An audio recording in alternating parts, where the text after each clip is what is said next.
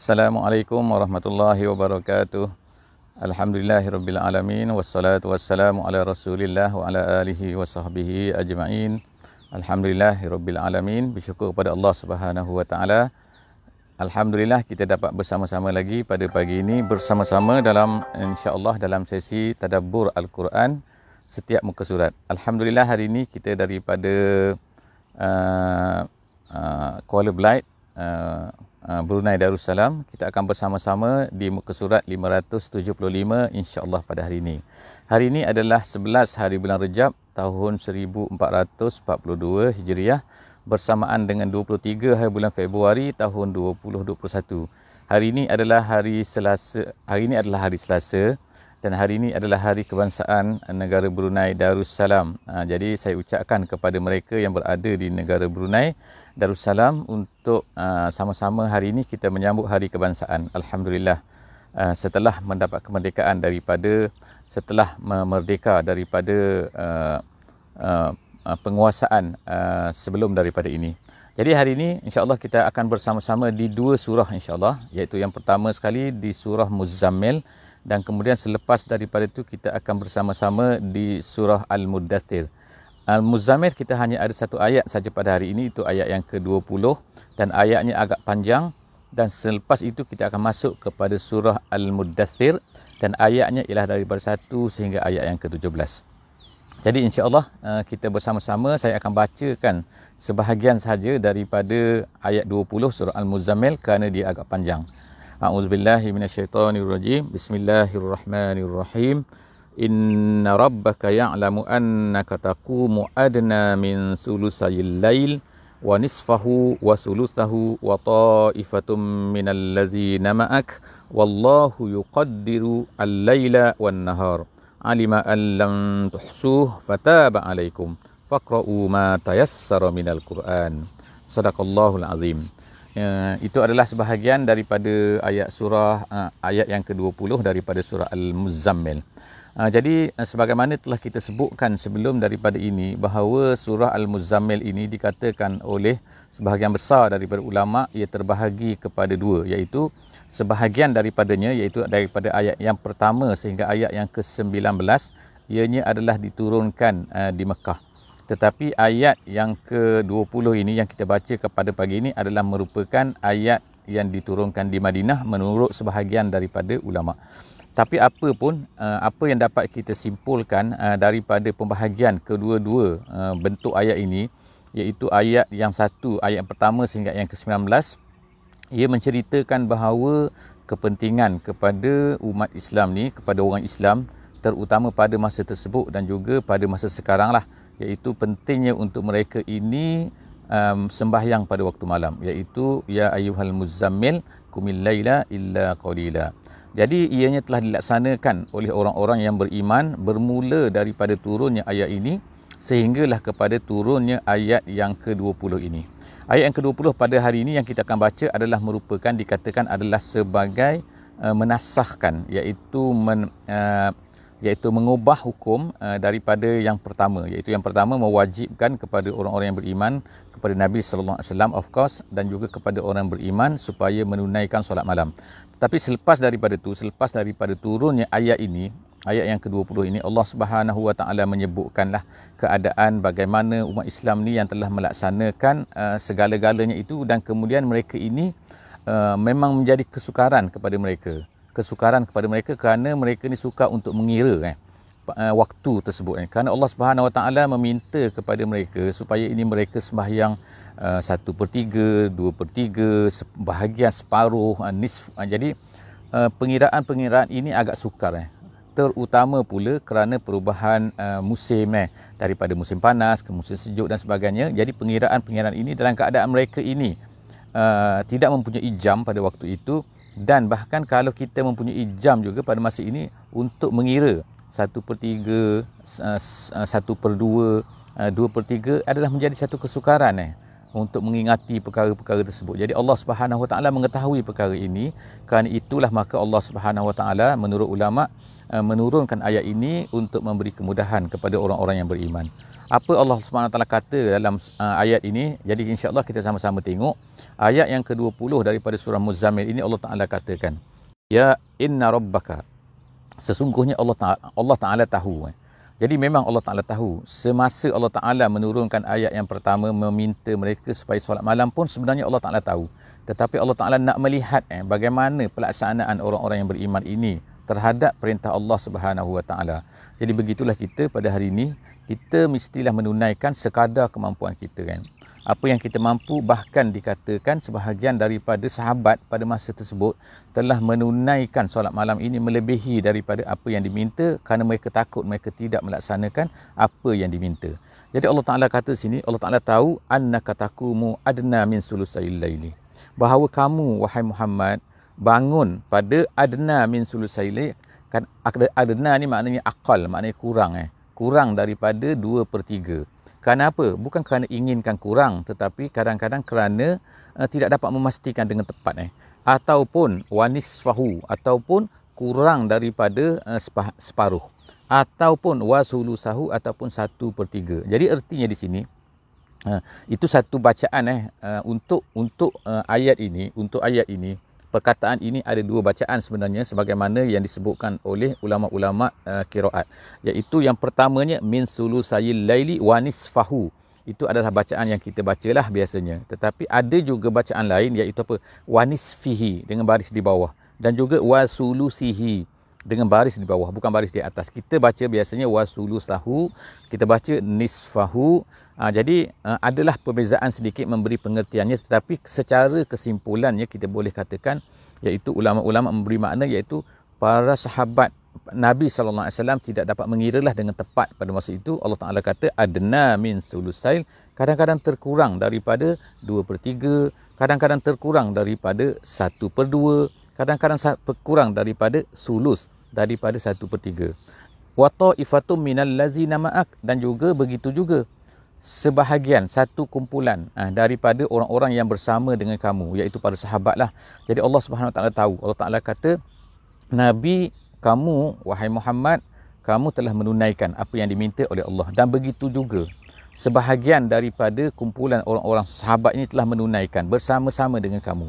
Menurut ulama, adakah yang lain-lain, sebahagian yang lain tidak menunaikan bersama dengan kamu? Ulama berkata tidak. Semua para sahabat menunaikan apa yang diminta oleh Allah Subhanahu Wa Taala.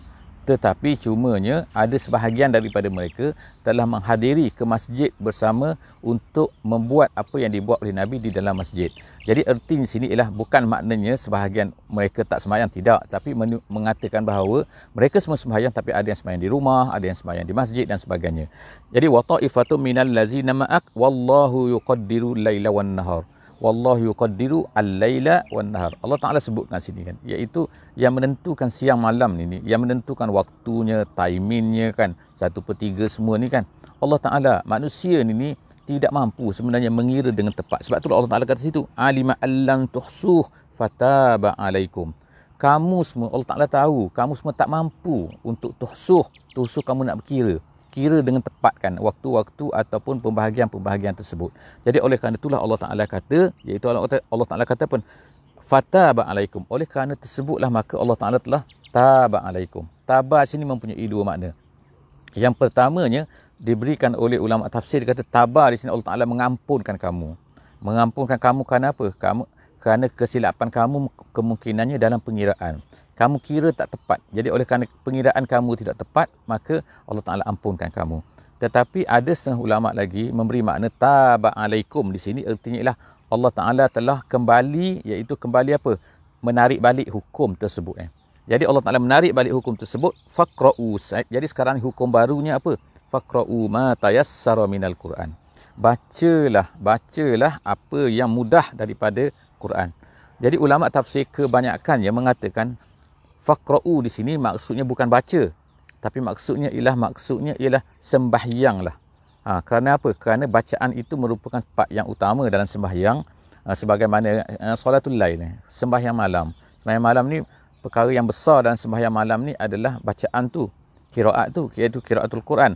Jadi oleh kerana itulah maka Allah Ta'ala sebut sini, maka faqra'u artinya sembahyanglah kamu sekadar yang kamu mampu, yang mudah untuk kamu. Alima an sayakunu minkum mardah. Kemudian Allah Ta'ala memberi reason lagi. Kenapa? Kerana sebahagian daripada para sahabat ni susah untuk mereka ni sembahyang, untuk menjaga sembahyang malam dan sebagainya. Kenapa? Allah Taala kata alima, Allah Taala tahu, an sayakunu minkum marda, ada kalangan kamu ni yang sakit nantinya. Jadi sakit, susahlah mereka ni nak sembahyang malam dan sebagainya. Wa akharuna yadribuna fil ardi, dan sebahagian daripada yang lain pula mereka ni berjalan di atas muka bumi. Allah Taala gunakan perkataan yadribuna ialah untuk menunjukkan kepada kerana mereka ni daraba ni maknanya pukul di atas bumi, artinya bila mereka berjalan tu seolah-olahnya mereka menghentakkan kaki mereka ni di atas bumi. Jadi maknanya hentak itu, jadi itu dikatakan yadribuna fil ardi. Jadi ada di kalangan kamu ni yang yadribuna fil ardi, mereka ni berjalan di atas muka bumi, ya bertaruna min fadlillah, yang dia berjalan untuk apa? Berjalan kerana untuk mencari rezeki daripada Allah Subhanahu wa taala.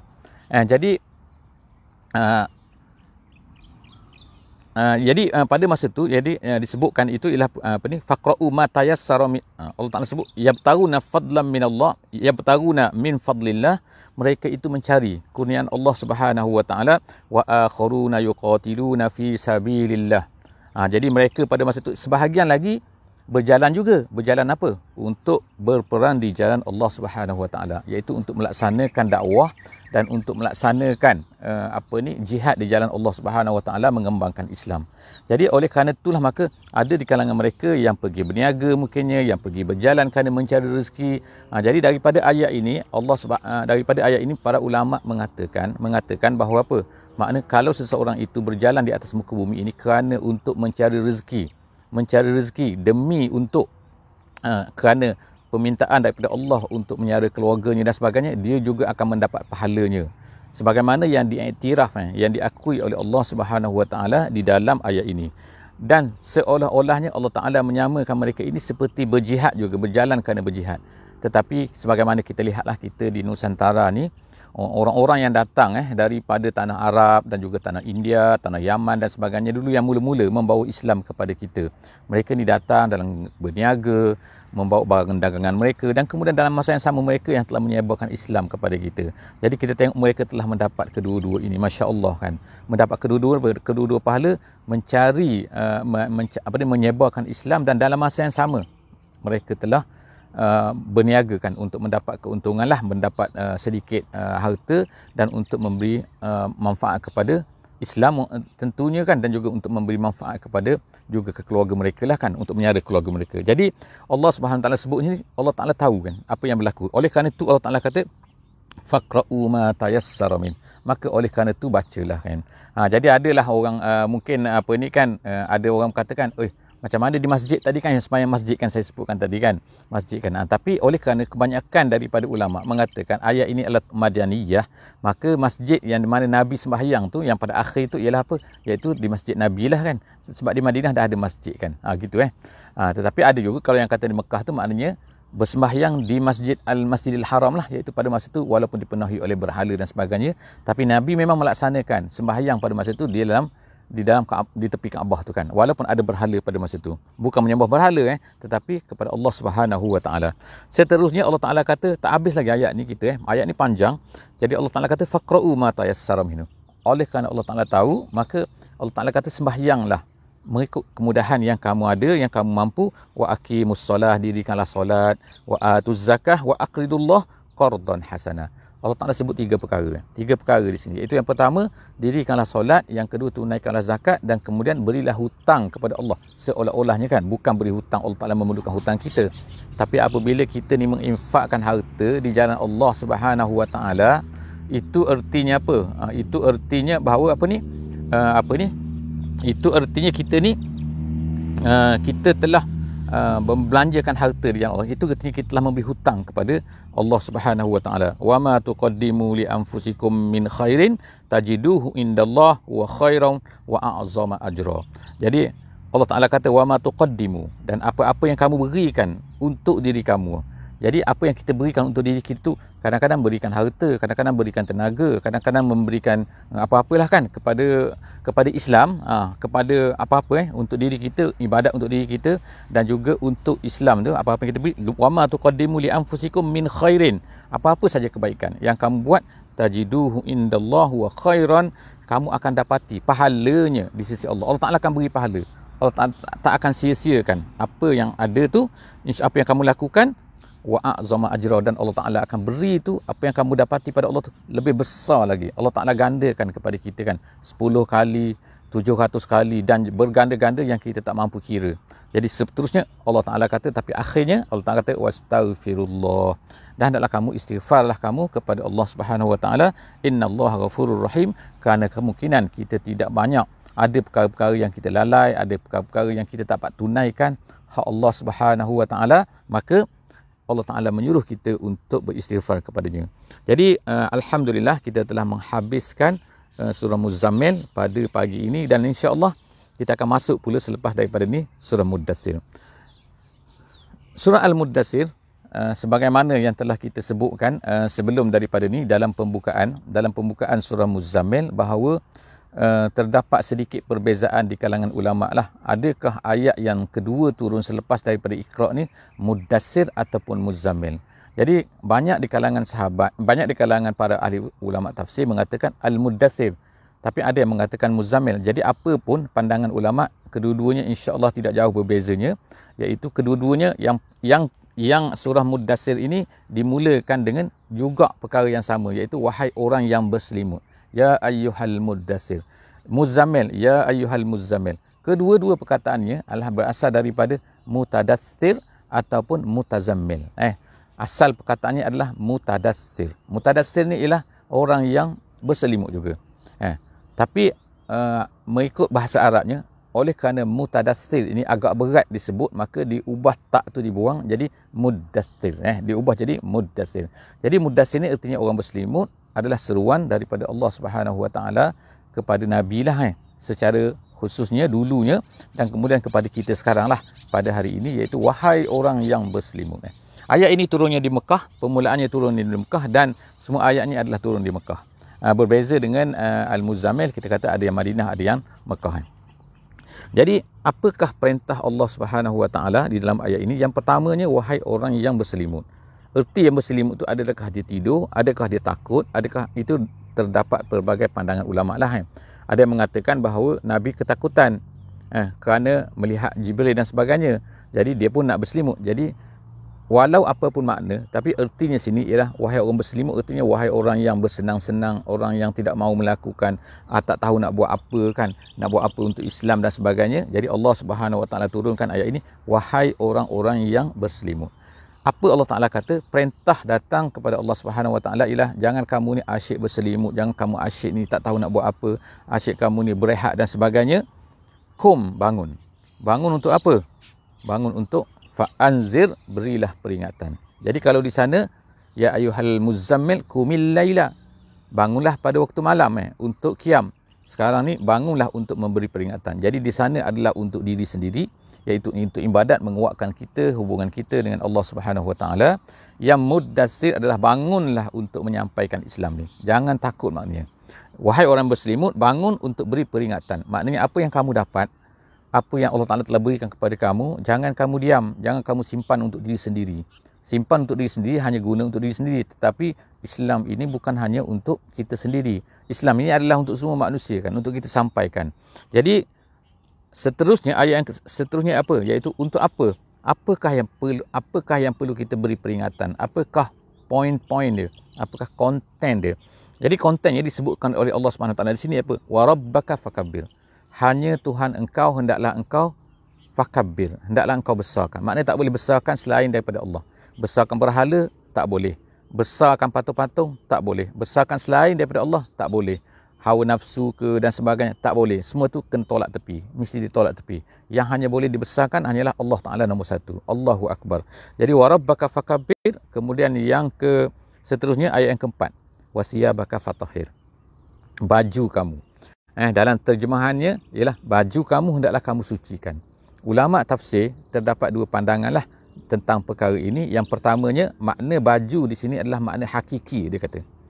Tapi ada makna satu lagi yang ulama tafsir berikan, maknanya adalah makna majazi. Jadi kalau makna hakiki ialah hendaklah kamu bersihkan kamu ni daripada najis. Maknanya cara appearance kamu, penampilan kamu hendaklah kamu bersih. Sebagai orang Muslim hendaklah bersih. Itu pendapat yang pertama lah. Pendapat yang kedua, wasiyabaka artinya ialah diri kamu tu. Diri kamu hendaklah kamu bersihkan daripada segala kekotoran jahiliah dan sebagainya. Jadi itu adalah persiapan lah kita kata. Kita hendaklah bertugas, semua kita ni hendaklah bertugas untuk menyampaikan Islam. Tetapi dalam masa yang sama, untuk bekalan untuk diri kita, untuk sebagai persiapan untuk diri kita, maka kita kena bersihkan diri kita. Poin dia, besarkan Allah. Cara dia ialah kita kena penampilan yang baik. Kena bersihkan daripada najis, kena bersihkan daripada sifat-sifat yang buruk. Jadi kemudian ayat yang kelima, warrujza fahjur. Rujza adalah maknanya maksiat juga. Warzujza ni makna perkara-perkara yang kotor. Pada asal makna rujza ni ialah azab. Tapi makna perkara yang orang tak suka. Jadi warzujza, perkara-perkara yang orang tak suka, hendaklah kamu wahjur. Fahjur. Fahjur ni itulah daripada hijrah lah kita kata. Hijrah ni makna apa? Meninggalkan selama-lamanya. Makna tak boleh lah, selama-lamanya tak boleh. Kita ada pada kita ni perkara-perkara yang tak elok. Sama ada maksiat dan juga seterusnya. Kemudian wala tamnun tastaksir. Dan janganlah kemudiannya sifat seterusnya yang mesti ada pada kita ni, yang sebelum kita nak menyampaikan Islam dan sebagainya kan, iaitu wala tamnun tastaksir. Janganlah nanti bila kamu memberi, tamnun tastaksir. Tastaksir ni ada dua makna. Yang pertama sekali ialah jangan kita ni inginkan dapat yang lebih banyak. Maknanya kita memberi untuk mendapat sesuatu. Jadi tastaksir itu makna yang pertama. Makna yang kedua daripada tastaksir ni iaitu merasai bahawa apa yang kita beri itu dah banyak. Jadi ada dua, iaitu janganlah kamu, Allah Ta'ala ajar Nabi SAW ni dan juga kepada kita semua, apabila kita memberi. Memberi ni apa? Memberi ni kemungkinan memberi bantuan, kemungkinan memberi duit, kemungkinan memberi benda-benda yang bukan fizikal, iaitu kemungkinan memberi dakwah, memberi usaha, memberi berusaha untuk memberi ilmu. Jangan kita rasakan apa yang kita beri itu banyak, ataupun jangan kita nak dengan pemberian kita tu kita nak balasan yang lebih banyak daripada apa yang kita beri. Kemudian ayat yang seterusnya ialah ayat yang ketujuh, wali rabbika fasbir. Allah Ta'ala kata wali rabbika, dan kerana Tuhan engkau hendaklah kamu bersabar. Jadi sekarang ni Allah Ta'ala dah macam seolah-olahnya dah mention awal-awal lagi bahawa kerja untuk menyampaikan Islam ni, untuk inzar ni, memberi peringatan kepada manusia ni, dia adalah satu kerja yang berat. Bukan satu kerja yang mudah, dan kerja yang tak akan mendapat tentangan. Dia pasti akan mendapat tentangan. Oleh kerana itulah maka Allah Subhanahu Taala beri peringatan kepada Nabi, fasbir. Tapi fasbir ni, bersabarlah kamu ni, nanti bersabarlah bukan kerana lain. Bukan kerana nama, bukan kerana pangkat, bukan kerana apa-apa yang mendapat habuan apa-apa, tapi kerana li rabbika. Hanya kerana Tuhan kau hendaklah kamu bersabar. Seterusnya, habis itu ayat part yang pertama daripada surah Muddassir, kita masuk kepada part yang kedua. Jadi ulama-ulama telah bahagikan bahawa ayat yang pertama, ayat yang turun dan yang dikatakan Muddassir turun, yang awal-awal Islam tu ialah daripada sini sampailah kepada ayat yang kita bacakan tadi, itu ayat yang ke-8.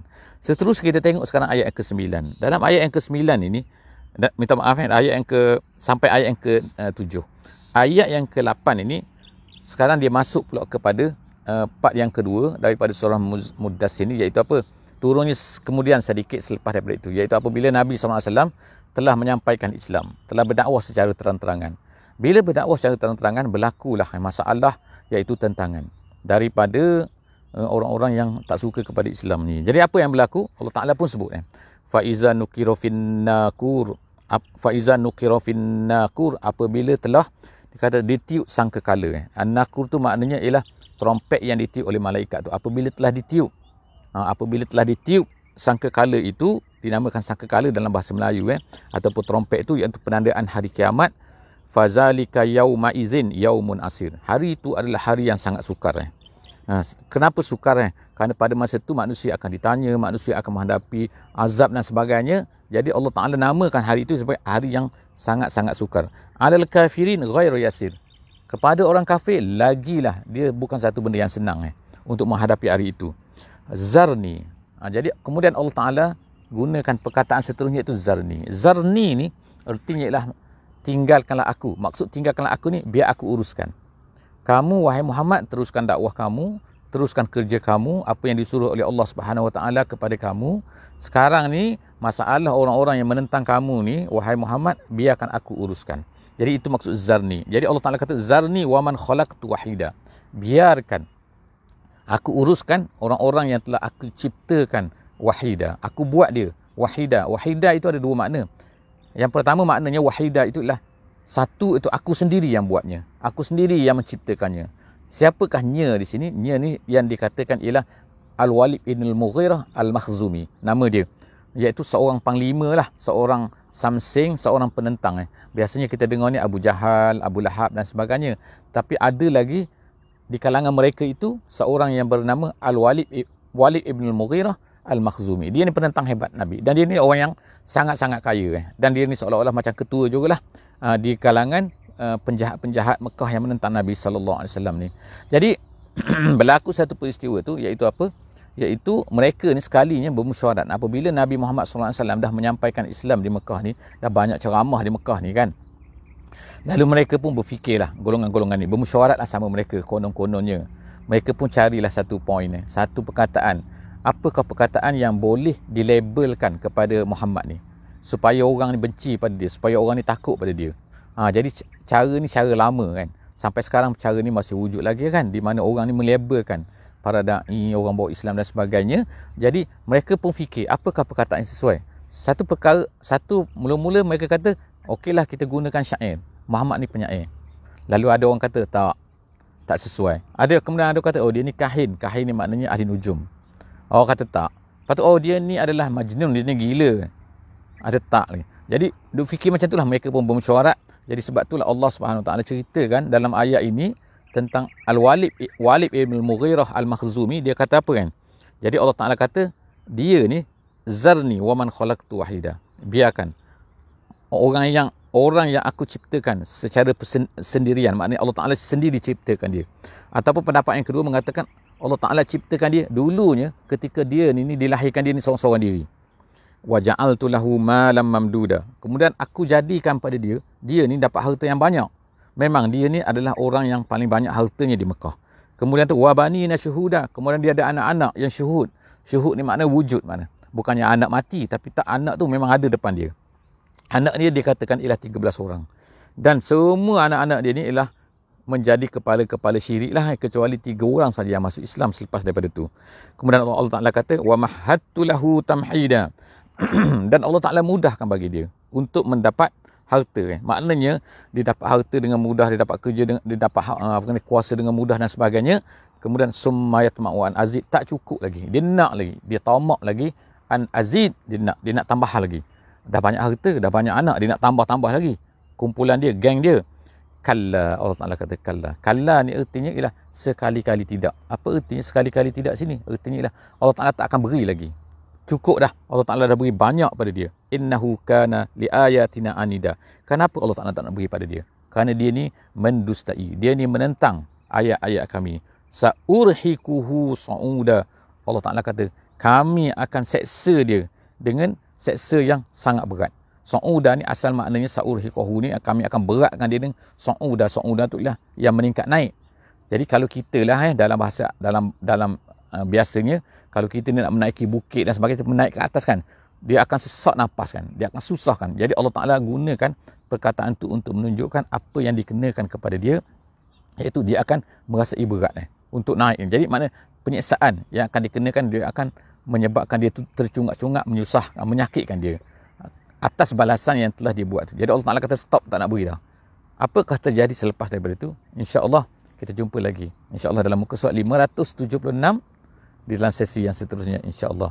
Jumpa lagi. Jadi jangan lupa untuk share, untuk subscribe, insya-Allah, untuk komen dan apa saja, insya-Allah. Moga-moga Allah Taala akan memberikan kepada kita hidayah, memberikan kepada kita petunjuk untuk kita lebih dapat berjalan dengan lebih berpandukan kepada Al-Quran, insya-Allah.